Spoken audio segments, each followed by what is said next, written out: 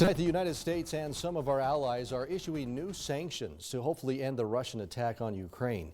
Here's ABC's Ika Jachi with the very latest. Today, more bloodshed in Ukraine. Ukrainian officials releasing this video showing firefighters extinguishing flames at the site of a shoe factory, the site of an apparent Russian airstrike. Flames burning, cars damaged, and signs of civilian casualties surrounding the area. Putin is an aggressor. He is the aggressor, and Putin must pay the price.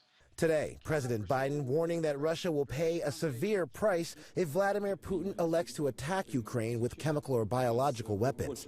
But he stopped short of saying if that price would include a U.S. military response against Russia. In a UN Security Council speech littered with falsehoods, Russia's ambassador to the UN accused the U.S. and Ukraine of developing chemical and biological weapons. U.S. Ambassador to the UN Linda Thomas-Greenfield called the Russian accusations lies, but went further. It is Russia that has long maintained a biological weapon program in violation of international law. The U.S., along with the other G7 nations and EU partners, are ending Russia's trade statuses, opening the door to higher tariffs on Russian goods and bans on certain products. The Kremlin retaliating, declaring Facebook parent company Meta an extremist organization after the company changed its hate speech policy to allow posts calling for violence against Russian forces because of the war. But a silver lining today.